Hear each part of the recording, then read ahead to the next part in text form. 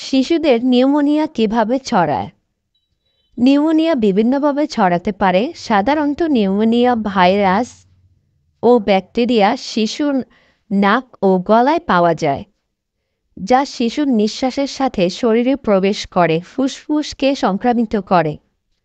আক্রান্ত ব্যক্তির হাঁচি কাশির সময় জলীয় কণা বা ড্রপলেট বাতাসের মধ্যে ছড়িয়ে অন্যদের আক্রান্ত করতে পারে। এছাড়া নিউমোনিয়া রক্তের মাধ্যমে ছড়াতে পারে, বিশেষ করে জন্মের সময় এবং জন্মের কয়েক মাসের মধ্যে। নিউমোনিয়া সৃষ্টিকারী রোগ জীবাণু এবং সংক্রমণের উপর গবেষণা এখনও শেষ হয়নি। স্বাস্থ্যবিজ্ঞানীরা এখনও এটি নিয়ে বিস্তারিত গবেষণা করছেন। নিউমোনিয়া একটি মারাত্মক রোগ হলেও পর্যাপ্ত পুষ্টি ও সুস্থ পরিবেশ নিশ্চিত এবং টিকার মাধ্যমে এটি প্রতিরোধ করা সম্ভব।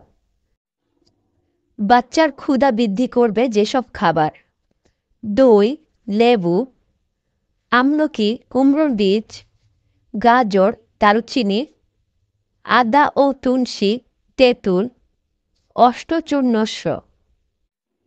শিশুকে ছোট ভেবে তার সামনে ভুলেও এই কাজগুলো কখনোই করবেন না।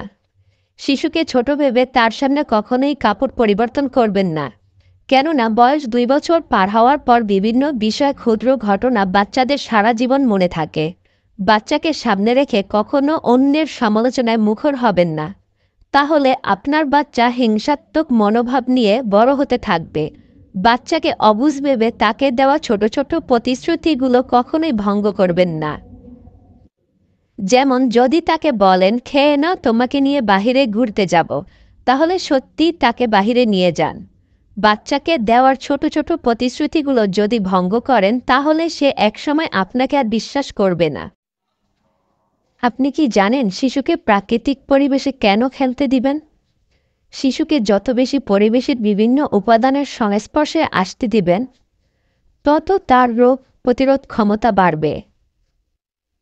তবে যে বিষয়ে সতর্ক থাকতে হবে তা হল, ভেজা স্যাঁতস্যাঁতে জায়গায় ক্ষতিকর ব্যাকটেরিয়া থাকে, তাই শিশুকে শুষ্ক জায়গায় খেলতে দিন। আপনার শিশুর খাদ্য তালিকায় বরাদ্দ রাখুন মাছ। মাছ শিশুদের ব্রেন ডেভেলপমেন্টে কার্যকরী। যেসব শিশুরা সপ্তাহে অন্তত একদিন মাছ খায়, তাদের বুদ্ধিমত্তা মাছ না খাওয়া শিশুদের চেয়ে ভালো। তাই শিশুদের খাদ্য তালিকায় মাছ রাখুন।